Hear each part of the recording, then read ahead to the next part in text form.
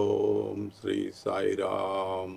భగవాన్ శ్రీ సత్యసాయి బాబా వారితో నా అనుభవాలను పంచుకునేటందుకు ఈరోజు ఇక్కడికి రావటం జరిగింది. నా పేరు తూడి సుధీర్ రెడ్డి. నా వైఫ్ పేరు శ్రీకళ. నాకు ఒక అమ్మాయి, ఆమె పేరు మంగళ. అల్లుని పేరు దుష్యంత్ రెడ్డి. నాకు ఇద్దరు మనవాళ్ళు, ఒకటి సాయి వైభవ్, ఇంకో ఆయన సాయి గౌరవ్.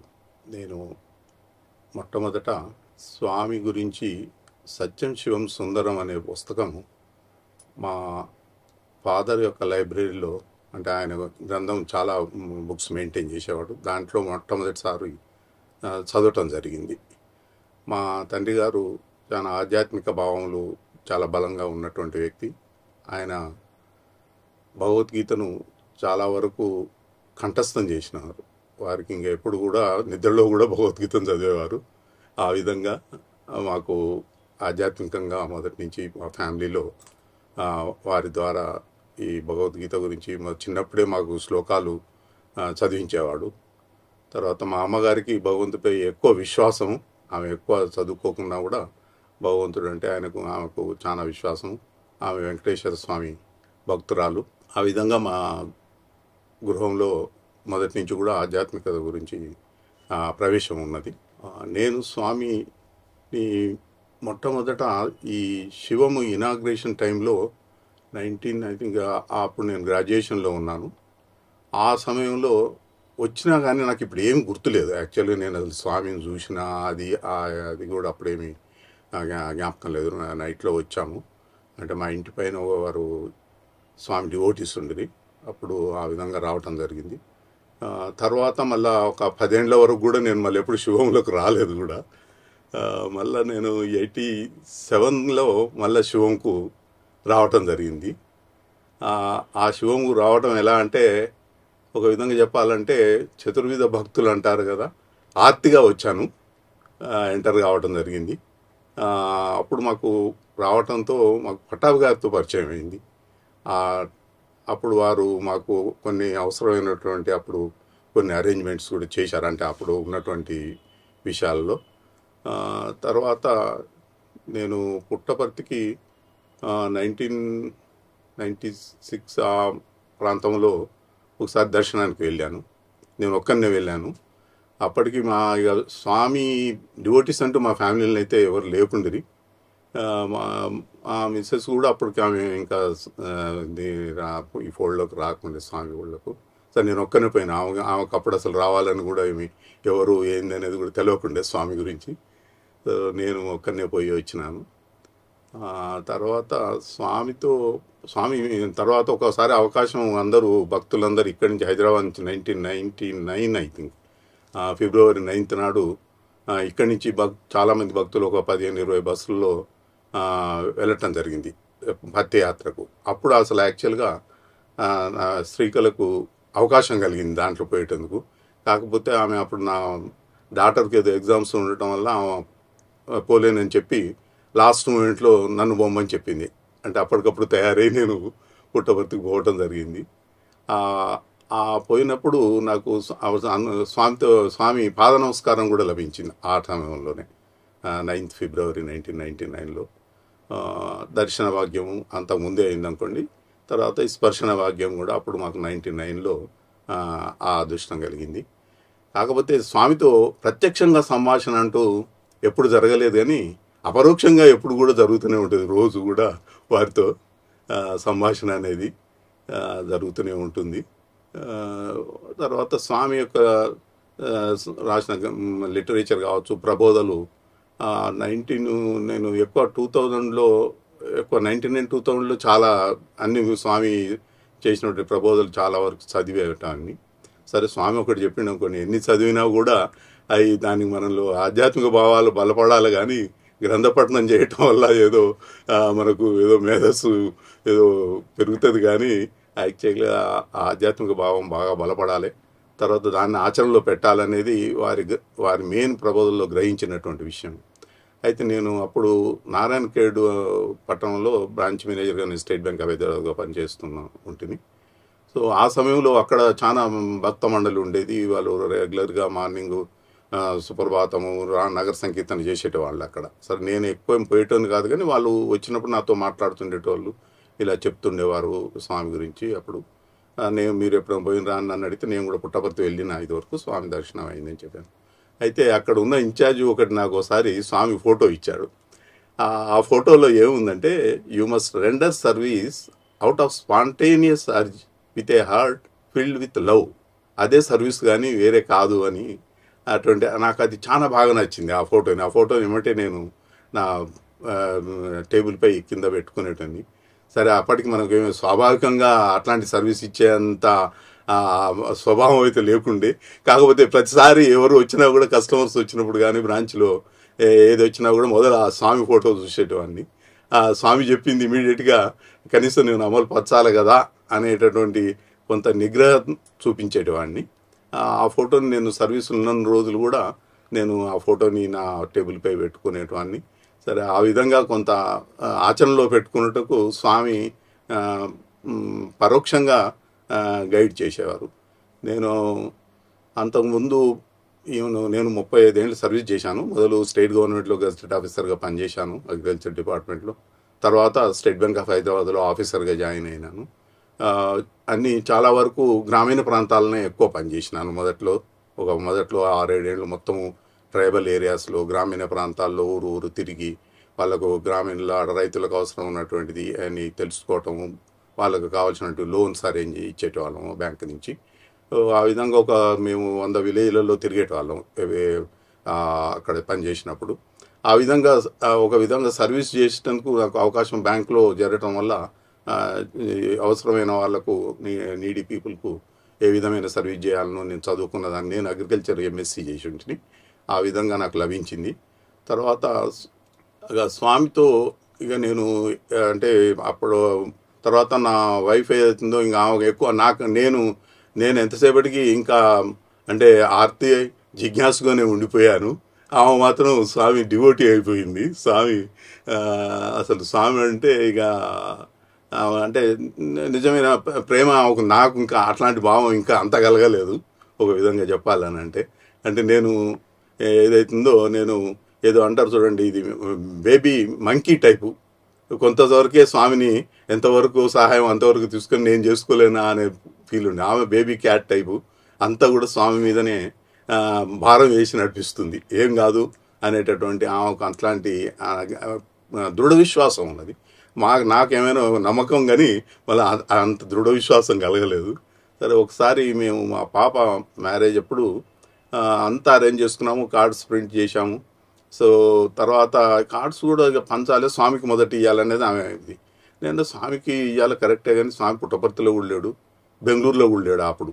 ఆ టైంలో మే 10th మే మ్యారేజ్ ఉండే 2006లో. అప్పుడు ఎక్కడ ఉండే కొడైకెనాల్లో ఉన్నారని చెప్పారు. సో కొడైకెనాల్ ఎట్లా పోతాం మనము, మరి కార్డు ఇచ్చేటందుకు అంత దూరం పోవాలంటే ఇప్పుడు వీలు కాదు, మనకు మ్యారేజ్ కార్డ్స్ కూడా ప్రింట్ చేసుకున్నాం అని చెప్పాను. అంటే ఆమెకు ఒకటే లేదు, మనకు స్వామికి మొదలు కార్డు ఇవ్వాల్సిందే అని చెప్పింది. సరే ఈ లోపల ఏమైందనంటే మా అల్లునికి ఆ పాస్పోర్టు అది రెన్యువల్ డేట్ అయిపోయింది. సో మ్యారేజ్ ఇంకా 10 రోజులు 15 రోజులు ఉన్నది. సో అప్పుడు ఆయన కన్సులేట్లో సబ్మిట్ చేశాడు. తర్వాత మళ్ళీ పోయి అడిగితే వాళ్ళు లేదు, నీది అసలు మిస్ప్లేస్ అయిపోయింది, లేదు ఇప్పుడు దొరకట్లేదు అని చెప్పారు. సో ఎలా ఇప్పుడు మనం 15 రోజుల్లో ఏం చేయగలుగుతాం, రేపు మనం అక్కడ ఏం చేసేటట్టు యూఎస్లో లేదు. సరే అప్పుడు ఏం చేయాలని నేను అప్పుడు క్యాబినెట్ మినిస్టర్ ద్వారా కూడా అప్రోచ్ అయ్యాను, సెంట్రల్ క్యాబినెట్ మినిస్టర్. ఆయన కూడా అన్నాడు, యూఎస్లో మనం అది ఆ ఇన్ఫ్లుయెన్స్ మనం ఏం చేయలేము, కష్టం అది అని చెప్పాడు ఆయన, మన జైపాల్ రెడ్డి గారు అని క్యాబినెట్ మినిస్టర్. సరే మా ఫాదర్లకు చాలా దగ్గర ఉండే, పోయి కాలిస్తే కూడా కష్టం అన్నాడు. సో అప్పుడు మా ఫ్రెండ్ ఒక ఆయన అడిగినాను, అరే ఎట్లా ఇట్లా ఉంది అని. ఆయన యూఎస్లో ఉంటాడు. ఆయన చెప్పాడు ఏంటంటే, సరే ఆయన క్లాస్మేట్ ఒక అతను డిఫెన్స్ సెక్రటరీ ఉండే, క్యాబినెట్ సెక్రటరీ. ఆయన ఒరిస్సాలో చీఫ్ సెక్రటరీగా పనిచేసి, సరే ఆయన అడుగుదాంలే, పెద్ద పని కాదు అది అని ఆయన కూడా అడిగాడు. ఆయన అన్నాడు, ఈ ఇంటర్నేషనల్ అఫేర్స్లో నేను కూడా ఇంటర్ఫేర్ కాలేను, అది నువ్వు 10-15 రోజులు అంటున్నావు, ఐ కాంట్ హెల్ప్ అన్నాను. సరే ఏం చేస్తాము మరి ఎట్లా అంటే తను అన్నది, ఏం కాదు నువ్వు మనం స్వామి కార్డు ఇచ్చేసేద్దాం, ఆయన చూసుకుంటాడు అనేది. సో రేపు పోయినాం, బయలుదేరి ట్రైన్లో కూర్చున్నాము. ఈవినింగ్ బెంగళూరు పోదాం, బెంగళూరు నుంచి కొడైకెనాల్ పోవాలని.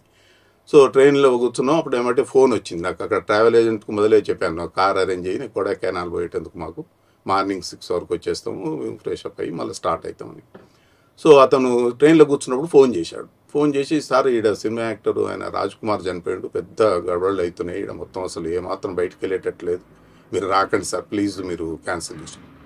ఆయన మరి దిగిపోమంటున్నాడు ఆయన, మరి ఇంకా స్టార్ట్ కాలేదు, ట్రైన్ పోదాం అంటే, ఏం కాదు అయితే పోదాంలే బెంగళూరు వరకు అన్నారు. ఇంకా స్వామి మీద అలాంటి నమ్మకం ఉంది అంతే. నాకు నమ్మకం, నేను చెప్పిన కదా మొదటి నేను బేబీ మంకీ టైప్ అని, ఎట్లయితుంది ఇది కాదు అది ఇది అంటే, లేదు నేనైతే దిగనండి. సరే అట్లా ట్రైన్లో కూర్చున్నాం, వెళ్ళిపోయినాం. మార్నింగ్ 6 వరకు రీచ్ అయినాం. సరే అప్పుడు మొత్తం అసలు ట్రాఫిక్ అంతా కూడా బంద్ చేసి రాడంతా, చాలా అలజడి జరుగుతుంది.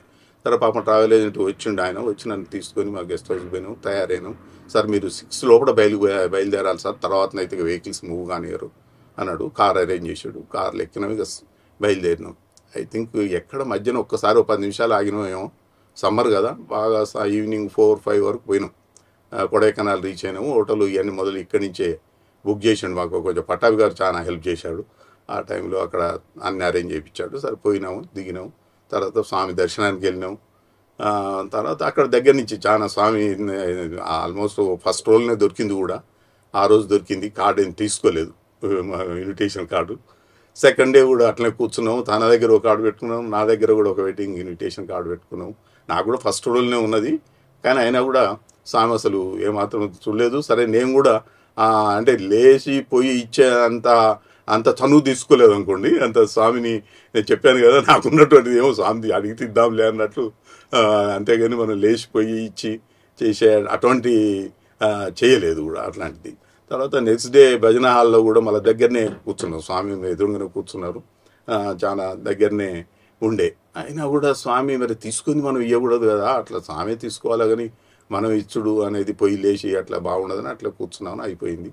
తర్వాత అక్కడ ఒక సీనియర్ డివోటీ ఉండే, ఈ మన స్వామి పాదుక కమిటీకి చైర్మన్ అతను, ఆయనను అడిగాను, మరి ఇట్లా మేము కార్డు ఇద్దాం అనుకున్నామండి, స్వామికి ఇవ్వలేకపోయినాము, ఇక్కడ మనం పెట్టంటే, ఇక్కడ అట్లా మనం పెట్టనియరండి, అట్లా వద్దులేండి, నేను తీసుకుపోయి మా దగ్గర అక్కడ పెడతాను మా మందిరంలో, ఇవ్వండి కార్డు అని తీసుకుపోయాడు అతను.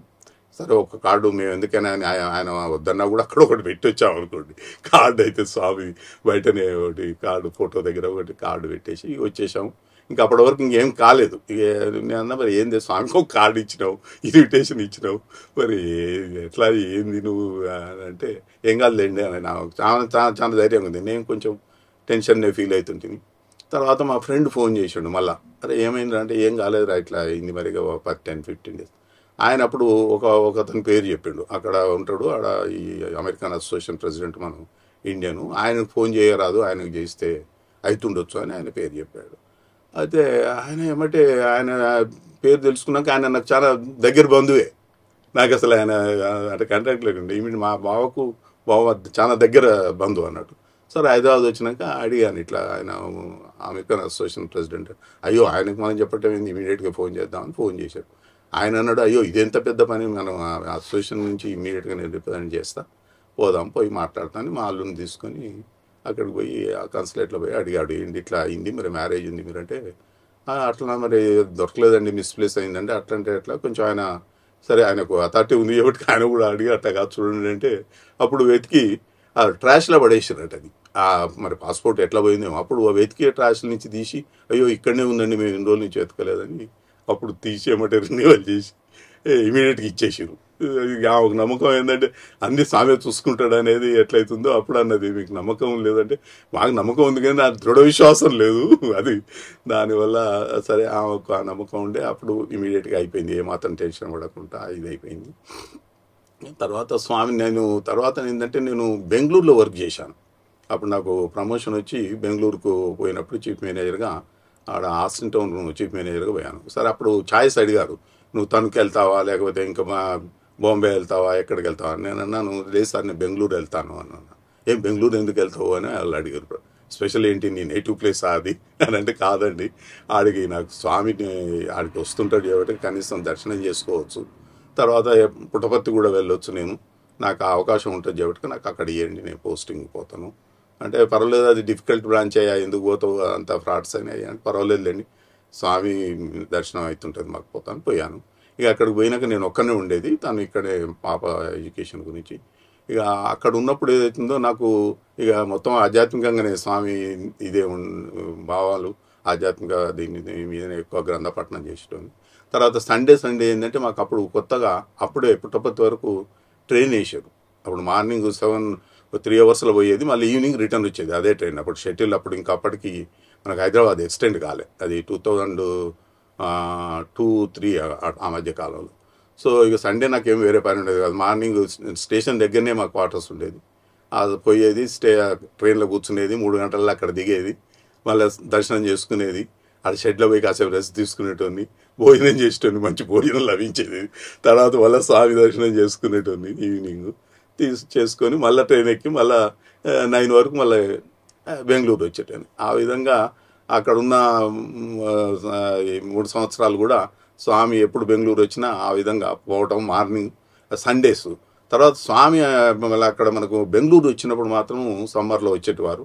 అప్పుడు నాకు మార్నింగ్ 4 o'clock లేచి పోయేటోని బెంగళూరులో వైట్ ఫీల్డ్కు. సో మార్నింగ్ పోయి దర్శనం చేసుకొని మళ్ళీ అక్కడి నుంచి ట్రైన్ ఉండేది, మళ్ళీ 9:30 వరకు మళ్ళీ నన్ను ఆఫీస్కి పోయేటట్లుగా ఆ ట్రైన్లో మళ్ళీ వచ్చేటోని. ఆ విధంగా స్వామి దర్శనం అక్కడ స్వామి ఉన్న రోజులు కూడా దర్శనం చేసుకునే భాగ్యం లభించింది స్వామి.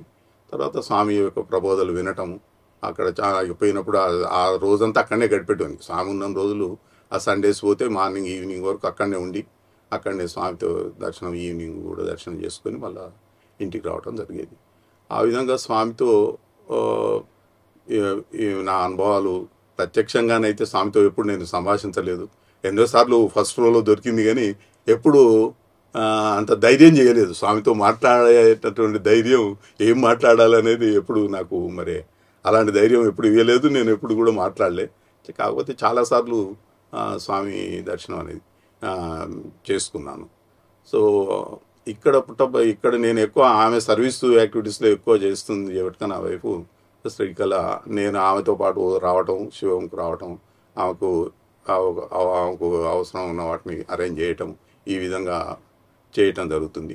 కాకపోతే ఇక్కడ శివంలో మాత్రము ఎప్పుడు మన బర్త్డే సెలబ్రేషన్స్ కానీ ఏ ఫంక్షన్స్ అయినా కూడా నాకు పటాబ్ గారు ఏం చేసేటోడు అంటే, ఎవరన్నా మనకి ఇప్పుడు మన ఆర్టిస్టులు వచ్చినప్పుడు వాళ్ళని తీసుకొచ్చేటందుకు స్టేషన్కి పోవుడు, వాళ్ళని తీసుకొచ్చుడు, వాళ్ళకి అకామిడేషన్లో ఉన్నప్పుడు వాళ్ళని దింపుడు, మళ్ళీ తీసుకొచ్చుడు, ఇట్లాంటి డ్యూటీ చెప్పేవాడు. సరే ఆ విధంగా కొంత సర్వీసు అలా చేసేటివాడిని.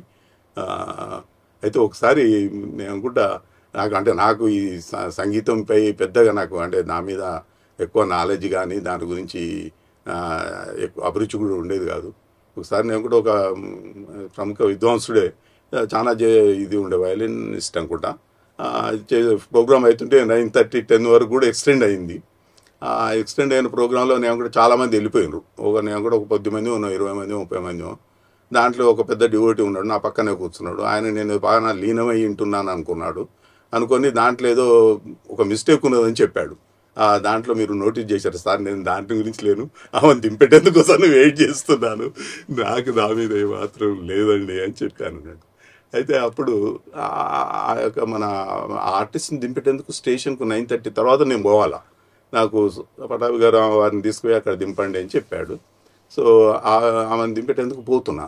సరే పోయి వారిని దింపేసి స్టేషన్లో దింపేసి వచ్చేటప్పుడు నాకు ఆ కారు నాకు ఏమైందో నాకు అర్థం కాలే. వెనక నుంచి ఒక వెహికల్ అది టచ్ అయిపోయి నా కారుకు ఆల్మోస్ట్ 10కు ఒక టర్న్ అయిపోయింది, మొత్తం టర్న్ అయిపోయి నేను వచ్చే డైరెక్షన్ నుంచి అపోజిట్ డైరెక్షన్ టర్న్ అయిపోయింది. అసలు అది ఏమాత్రం ఏం కాలే కారుకు.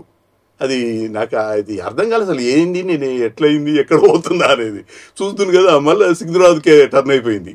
అరే లారీ అన్నట్టు టిప్కు వెనక టచ్ అయింది, కాకపోతే ఏమి ఇంత దానికి డ్యామేజ్ కాలే.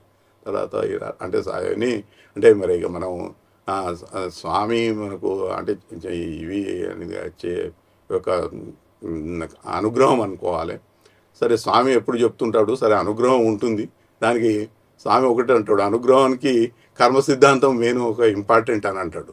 ఎందుకు మరి అందరికీ ఎందుకు జరగదు, ప్రతిసారి ఎందుకు సహాయం చేయవు, ప్రతిసారి అనుగ్రహం ఎందుకు ఉండదంటే కర్మ సిద్ధాంతం అనేది బలమైనటువంటిది. నువ్వు కర్మ సిద్ధాంతం ప్రకారం నీది నువ్వే చేసుకుంటున్నావు, కార్యము కారణము రెండిటికి నువ్వే, కానీ నేను చేయటం అనేది కాదు. నువ్వు చేసుకున్నటువంటి ఈ యొక్క ప్రారంధము ఏదైతుందో అది నడుస్తుంటుంది. కాకపోతే భగవంతుని అనుగ్రహము ఏం పని చేయదా అంటే పని చేస్తుంది. కాకపోతే అది నేను కూడా అతను డివైన్ వర్క్ యూజ్ చేసేటందుకు, ఆ డివైన్ డిప్యుటేషన్లో మనల్ని పనిచేసేటందుకు ఉపయోగించేటప్పుడు ఉపయోగిస్తాడో కావచ్చు. మరి అది మామూలుగానైతే స్వామి చెప్పేది ఏంటంటే మన ప్రారంధాన్ని ఏదైతుందో ఉంటుంది, అది దాన్ని కొంత అనుభవించక తప్పదు అని చెప్తాడు. తర్వాత నాకేంటంటే నేను మొదట్లో రామకృష్ణ మఠం ఎక్కువ పోయేయటం అని, అంటే 1980s నా డాటర్ అప్పుడు స్కూల్లో ఉన్నప్పుడు ఆమెకు లైబ్రరీ ఉండేది, అక్కడ చిల్డ్రన్ లైబ్రరీ. అక్కడ మంచి బుక్స్ ఉండేవి, చాలా కాస్ట్లీ బుక్స్ కూడా ఉండేవి, మ్యాగజైన్స్ కూడా, ఇంగ్లీష్ మ్యాగజైన్స్ వాళ్ళ పిల్లలవి కూడా. అవి చదివేటందుకు రోజు మన సాటర్డేస్ అంటే తీసుకెళ్ళేటాన్ని. ఆ విధంగా ఎక్కువ మేము రామకృష్ణ మఠం మొదట్లో ఎక్కువ పోయేటవాన్ని. తర్వాత అక్కడ కూడా వారి ఆధ్యాత్మిక ప్రసంగాలు, భగవద్గీత ప్రసంగాలు, స్వామి రంగనాథానంద ప్రసంగాలు కూడా వినేటవాళ్ళం. సార్ నాకు అప్పుడు ఏంటంటే ఒకటి స్వామి రంగనాథానంద గారు ఉపదేశాలు చేసేటవారు. అయితే నాకు ఉపదేశం చేసుకోవాలని ఉండేది. ఎప్పుడు మా ఫాదర్ కూడా అనేటప్పుడు గురుపదేశం ఉండాలి, నాకు లేదు అని చెప్తుండేవాడు. ఏంది ఆ గురుపదేశం అని నాకు సరే చేసుకోవాలి, నాకు ఎందుకు చేసుకోవాలి, నాకు ఏమాత్రం చేసుకోవాలని లేకుండే. అది చేసుకుంటే స్వామి ద్వారానే చేసుకోవాలి, కానీ ఎందుకో నాకు అది మొదటి నుంచి ఆ సత్యం శివం సుందరం అని అంతకుముందు ఎప్పుడో చదివినా, నాకు అప్పుడే అనుకున్నాను అన్నట్టు. అంటే ఒకవేళ మనకు గురువు అనేటువంటి అంటే భగవంతుని అవతారమే గురువు లభించాలి, కానీ మానవ మాతృలు చేస్తే కరెక్ట్ కాదేమో అనిపించేది. సరే నేను వివేకానంద లిటరేచర్ అంతా కూడా చాలా చదివిన అప్పుడు, ఎందుకంటే వాళ్ళు గురుపదేశం చేయాలంటే ఆ లిటరేచర్లో మొదలు చదివినాక వాళ్ళు అడిగేవాళ్ళు, దాంట్లో అడిగి ఇచ్చేటవాళ్ళు. సార్ నేను తీసుకోలేదు. ఇక తర్వాత నాకు పుట్టపత్తి పోయినప్పుడల్లా అనిపించేది అంటే స్వామి గురుపదేశం చేయరంటారు, మరి ఎలా మనం నేను ఆడ ఉపదేశం కూడా చేయొద్దు అనుకున్నా, చేయించుకోవద్దనుకున్నా, మరి ఇక్కడ స్వామి చెయ్యరంటారు అని నాకు ఆలోచన వచ్చింది. ఏంది ఇట్లా, మరి మనం ఎందుకు ఇట్లా అని అనుకుంటే, సరే ఎందుకో అనుకోకుండా పోయి సనాతన సారథి కొన్నాక దాంట్లో గురుపదేశం గురించి చాలా ఇది ఉండే. దాంట్లో ఒకటి ఏంటంటే సా గురుమేవావి అవిగచ్చే శ్రోత్రియం బ్రహ్మనిష్టం అన్నాడు. ఆ సద్గురు అనేటివారు ఎలా నువ్వు అప్రోచ్ కావాలంటే అతడు శ్రోత్రియుడు, అంటే వేదశాస్త్రం తెలిసినవాడు అయి ఉండాలా, బ్రహ్మనిష్ఠుడు అన్నాడు, ద్వంద్వాతీతుడు, త్రిగుణాతీతుడు, నిశ్చలాత్మ జ్ఞాన సంపన్నుడు, ఆనందమయుడు, ఇలాంటి గుణం ఉన్న వాడి దగ్గరనే నువ్వు గురువుగా భావించాలి అన్నాడు. అని ఈ గురువు ఇన్ని క్వాలిటీస్ ఉన్నవారు ఎవరు ఉంటారు, ఆయన తప్ప, సర్వేశ్వరుడు తప్ప, ఇంకొకరైతే అవతార పురుషుడు తప్ప వేరేటైతే ఉండటం అనేది అయ్యే అవకాశం లేదు ఎవటిగా. అప్పుడు అనుకున్నాను స్వామి తప్ప అవతార పురుషుడు చేపట్టుగా ఆయన తప్ప అలాంటి గుణం ఉన్నవాడు మరి మనకు ఇప్పుడు మన కాలంలో లభించటం కష్టమైన పని అనుకున్నాను. సో అయితే దాంట్లోనే అయితే ప్రహ్లాదునికి బోధించినటువంటి గురువుపదేశం నాకు ఆ ఆర్టికల్లో దొరికింది అన్నట్టు. నేను అనుకున్న స్వామి ఇలాంటి ఉపదేశం చేయించిండము అది అనేది మనకు ఆ మంత్రం అనేది అనిపించింది. సరే నేను ఎక్కువ మంత్రం మీద జపం అనేది ఏం చేయను అనుకోండి, కానీ అది స్వామి ఇచ్చిన ఉపదేశం అనేది ఆ యొక్క మంత్రోపదేశం అని నేను భావిస్తుంటాను. సో స్వామి చెప్పిన ప్రబోధనలో చాలా వరకు ఏంటంటే ప్రేమని పెంచుకోండి, ప్రేమ ఉండాలి, నువ్వు సర్వీస్ చేస్తేనే కానీ నీ అహంకారం పోతుంది, కానీ లేకపోతే పోయేది కాదు, కర్మ వల్ల పోవాల్సిందే కానీ అహంకారం అనేది. సో న్యాచురల్గానైతే మనం ప్రతి జీవి కూడా అహంకార పూరితులమే కదా, లేని వాళ్ళు ఎవరో మహానుభావులు తప్పితే ఇది కాదు. స్వామి చెప్పింది ఏంటంటే నిస్వార్థమైన హృదయంతో, నిర్మలమైన భావంతో, నిరహంకారమైన చిత్తముతోటి ఉన్నటువంటి ప్రేమ, అటువంటి వాడే నా భక్తుడు అన్నాడు. మరి అలాంటి క్వాలిటీస్లో ఉండాలంటే నిరహంకారం అయితే ఇప్పటికీ కాలేదనుకోండి, కాకపోతే on the way to dissolving that అహంకారాన్ని. ఆ విధంగా మొత్తం అయినప్పుడు మనకు స్వామి యొక్క ప్రేమకు పాత్రలమై నాలో కూడా ప్రేమను ప్రవహించేలా చేయాలని సదా స్వామిని ప్రార్థిస్తూనే ఉంటాం. స్వామిని నిత్యం నేను మామూలుగా బ్రహ్మముహూర్తంలో లేవటం అనేది నాకు చిన్నప్పటి నుంచి అలవాటే అనుకోండి. మా ఫాదర్ 3 గంటలకే లేచేటవాడు. ఆయన వాచ్ చూసేటోడు కాదు, కోడి ఎప్పుడు కూసిందంటే ఎమ్మటే లేపేటోడు మమ్మల్ని చిన్నప్పుడు కూడా, 5 ఏళ్ల ప్రాయం నుంచి. సో ఆ విధంగా ఆయన లేచి ఆయన భగవద్గీత పారాయణం చేస్తుండేవాడు, మమ్మల్ని చదువుకోమనేవాడు. ఇప్పటికి నేను చదువుకునేటప్పుడు కూడా ఎప్పుడు 10 లోపల పడుకొని మార్నింగ్ 4కు లేవటం అనేది అలవాటు.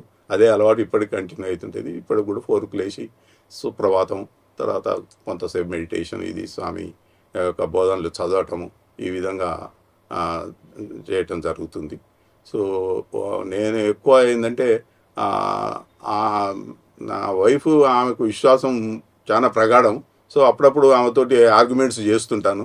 స్వామి చెప్పిన ప్రబోధనలో చదివి సరే ఆమెకు నచ్చదు ఎప్పుడైనా ఏదైనా చేస్తే. సరే స్వామి ఏంటంటే అందరికి ఉపయోగపడే విధంగా ప్రబోధనలు చేశాడు.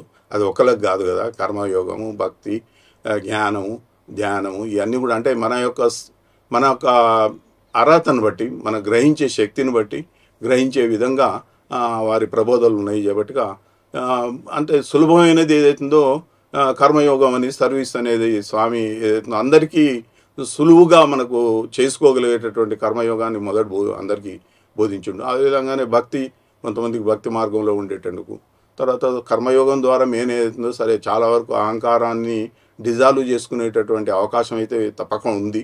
సరే నేను 35 ఏళ్ళు కూడా సర్వీసు ఇండస్ట్రీ దీంట్లో చేశాను బ్యాంక్లో.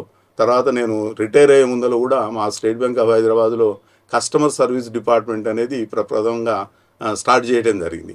దానికి హెడ్గా నన్ను పోస్ట్ చేశారు. నేను రిటైర్ ఇంకా 2-3 ఏళ్ళకి అవుతున్నాను.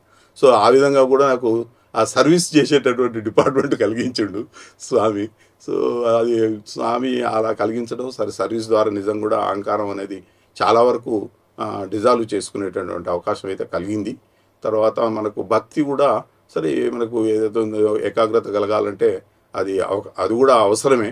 ఇవన్నీ కూడా మనకు ఆధ్యాత్మికంగా బలపడినప్పుడు మనకు ఏదో బ్రహ్మజ్ఞానం ఆ స్వామి ద్వారానే ప్రాప్తిస్తుందని స్వామి చెప్పిన మాటల్లో చెప్పాలంటే సత్యసాయి వాహినిలో చెప్పాడు.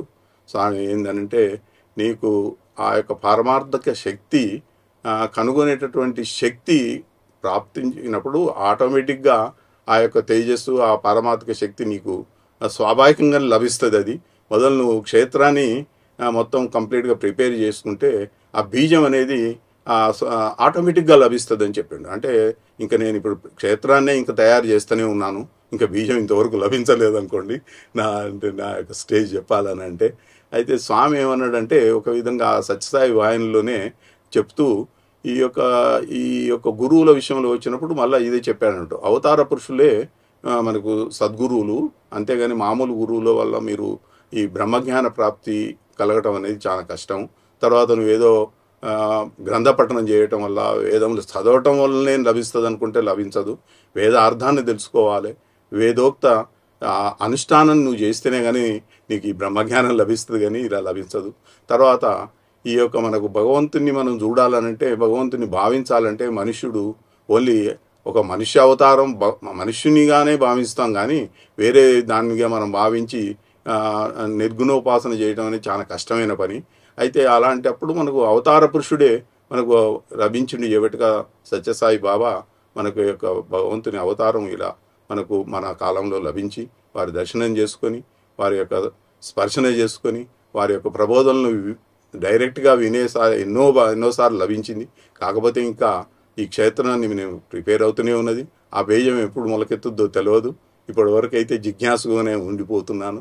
స్వామి యొక్క అనుగ్రహంతో స్వామి ఒకటే అన్నాడు, నా అనుగ్రహం ఉంటే ఒక క్షణం చాలు అన్నాడు. అది కూడా అన్నాడు. మళ్ళీ ప్రారంధం చెప్పాడు, దాంట్లో మీ యొక్క ప్రారంధం నువ్వే చేసుకుంటున్నావు, నువ్వు ఒక సద్బుద్ధి కలిగితే నీ నుంచే అవుతుంది, దుర్బుద్ధి కలిగిన నీ వల్లనే కానీ నేనేం చేయట్లేదు అన్నాడు. మళ్ళీ ఆ చివరికి ఏమంటాడంటే, స్వామి నా అనుగ్రహం వల్ల కావాలనుకుంటే నేను ఒక సెకండ్లోనే మళ్ళీ నీకు ఆ యొక్క బ్రహ్మజ్ఞాన ప్రాప్తి కలిగిస్తా అంటాడు. సరే అది స్వామి ఆ డివైన్ పర్పస్ గురించి ఏ విధంగా ఉపయోగిస్తాడు ఏంది అనేది అది మనకు ఇది. తర్వాత మా పాప కూడా, ఆమె కూడా స్వామి అంటే భక్తురాలే. మా అల్లుడు కూడా స్వామి దర్శనం చేసుకున్నాడు. మా పెద్ద మనవాడు కూడా సాయి వైభవ్, వాడు 1 year ప్రాయంలోనే మన ప్రశాంతి నిలయంలో కులవంత హాల్లో ఆ లేడీస్ దగ్గర నుంచి జెంట్స్ వరకు స్వామి వచ్చేటప్పుడు పాకులాడుతూ వచ్చాడు. ఆమె విడిచిపెడితే వాడు ఇప్పటికీ అదే చెప్తా, నువ్వేందిరా నువ్వు స్వామిని మొత్తం స్వామి నడయాడే ప్రాంతంలో మొత్తం ప్రాకినవు అని చెప్తా. వానికి ఇప్పుడు ఆ స్పిరిచువాలిటీ అనేది ఆధ్యాత్మిక చాలా నా ఇష్టం. వాడు ఇప్పటికి కూడా స్వామి గురించి చెప్పిన తర్వాత ఈ యొక్క ఏదైనా స్పిరిచువల్ టాక్స్ కానీ గురించి చెప్తే కూడా చాలా ఇంట్రెస్టింగ్గా వింటాడు. దాన్ని చాలా అనలైజ్ చేస్తాడు సైంటిఫిక్ అప్రోచ్ తోటి నాకు ఇది చేస్తుంటాడు. సో స్వామి అనుగ్రహం అందరికీ లభించాలని, మన యొక్క విశ్వాసం పెంచుకోవాలని, అందరం కూడా స్వామి అనుగ్రహానికి పాత్రలు కావాలని, అందరికీ స్వామి దయగలగాలని కోరుకుంటున్నాను. సాయిరామ్.